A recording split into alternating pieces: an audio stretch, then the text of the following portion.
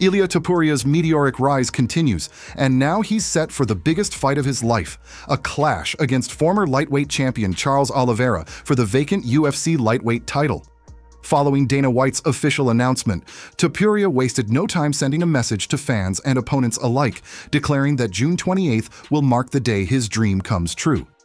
In a short but pointed statement, he apologized to Oliveira in advance, claiming that he's simply chasing greatness while calling out Islam Makhachev for running away from the fight. The jab at Islam didn't go unnoticed, and it reignited long-standing conversations about who really runs the lightweight division. Charles, ever the composed veteran, responded with calm confidence, stating that he's less concerned about what his opponent is doing and more focused on bringing his best self into the octagon. He emphasized the importance of his own strengths, his explosive hands, slick kickboxing, and the dedication of his team, who are already deep into analyzing Topuria's tendencies.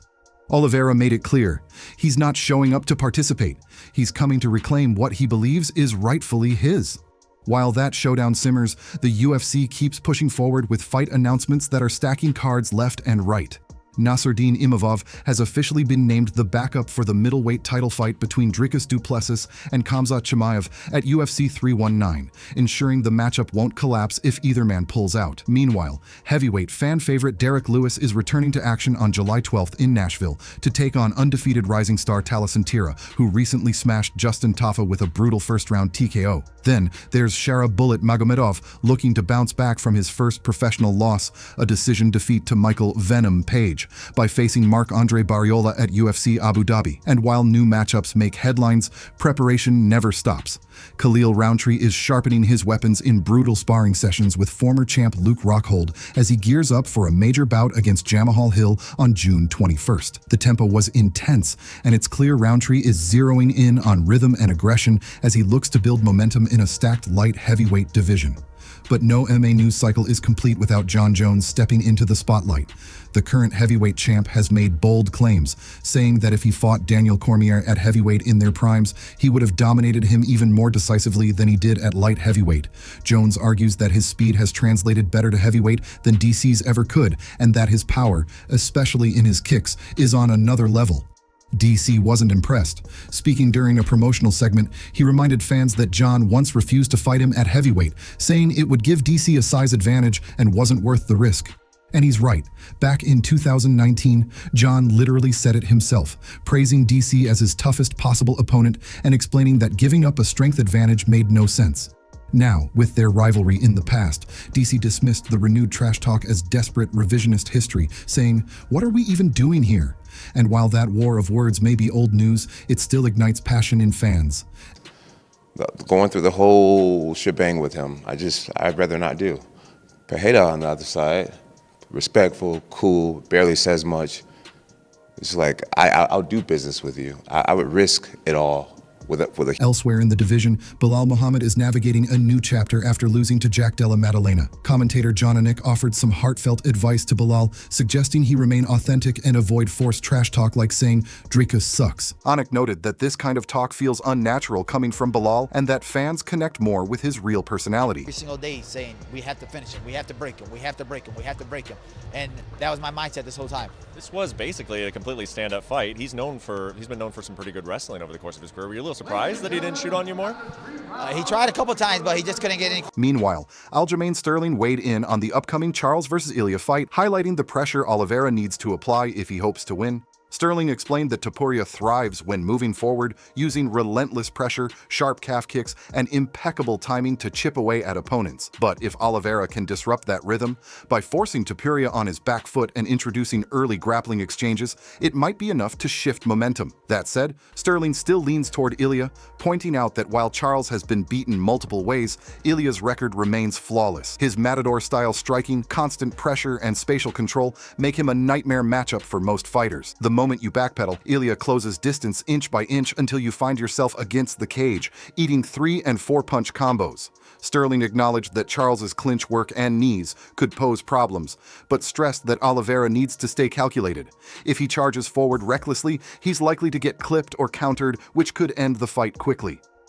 Me personally, I feel very thankful from the whole energy I feel since the first day I came here to Sydney. Like the people were very kind with all of us, so amazing place. Everything. Another fighter speaking out is Curtis Blades, who called for Jon Jones to be stripped of his title due to inactivity. Blades reposted a quote from Tom Aspinall saying he's had enough and added his own comment, "Can't even blame him at this point. Jon should be stripped." End of discussion. The frustration with Jones is mounting, and fans are beginning to side with fighters who've stayed active and hungry. In the welterweight picture, Jack Della Maddalena's stock has skyrocketed after dismantling Belal Muhammad in convincing fashion. The dominant win not only earned him the belt, but also set the stage for a massive showdown with Islam Makhachev, if Islam officially moves up in weight. Daniel Cormier expressed his fascination with the matchup, noting that it's Islam's first time competing at 170 pounds. The size difference will be real, and while Islam is big for lightweight, he may not match Jack's full-frame strength and striking finesse. Cormier also mentioned that if Islam expected to fight at International Fight Week, he may have cut down in weight already, meaning he'll need time to rebuild the right way for a welterweight fight. One guy that keeps talking about you also is Ilia Topuria. Do you have a message for him? He really wants to fight you next year. No, man. I'm tired to give chance the small guys, you know. I need to... Michael Bisping echoed that sentiment, praising JDM's boxing, durability, and takedown defense against Belal. He noted that fighting Belal was the perfect warm-up to prepare for Islam, given Belal's grappling-heavy approach. JDM not only shut down takedowns, but also landed damage of his own, showcasing slick movement, strong fundamentals, and the ability to take clean shots without panicking. Bisping even emphasized that JDM's timing couldn't be better. He's healthy, already went through the right training camp, and now has a clear target. He just needs to sharpen the tools he already used to win the belt. Dominic Cruz doubled down on that narrative, saying that Belal was the ideal opponent to prep Jack for someone like Islam. Cruz appreciated the technical evolution JDM showed in the fight, improved head movement, cage control, and smart footwork. He even mentioned that JDM had shown weakness in the past when choosing guard and being held down, but against Belal, he avoided that mistake. Cruz believes the matchup with Islam is not only inevitable, but a natural progression of style versus style. Jack just solved a grappling-heavy puzzle in Belal and now faces a more refined version of that same puzzle in Makhachev. What makes the situation more explosive is the confusion over titles. Islam's manager, Ali Abdelaziz, insists that Islam never lost his lightweight belt and that he should still be considered champion despite the UFC's claim that the belt is now vacant. According to Ali, Islam has cleaned out the division, beating names like Dan Hooker, Arman Tsarukyan, and Charles Oliveira, and is riding a 15-fight win streak with 9 finishes. In Ali's eyes, there's no one left at 155 worthy of facing Islam, which is why the move to welterweight makes sense. But he dropped a bombshell during a recent interview. If Jack Della Maddalena pulls out of their expected fight, the UFC will force him to vacate the welterweight title. Ali said this was told directly to him by Dana White and Hunter Campbell, stressing that Islam will fight this year, no matter what. Injured or not, Jack will either defend his belt or step aside. Islam's next fight will not be for an interim belt. It will be for a full title, and Ali promised that Islam will walk out with 2 belts on his shoulders.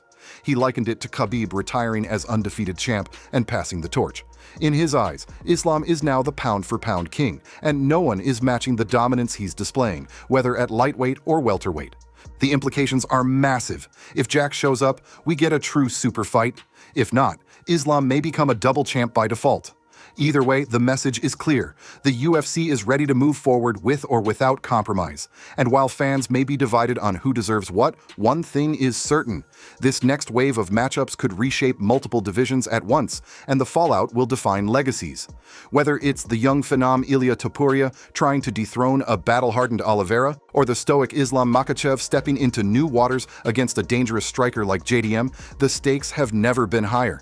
And behind all the noise, the message from Dana White is loud and unyielding. If you don't show up, you don't get to keep your crown.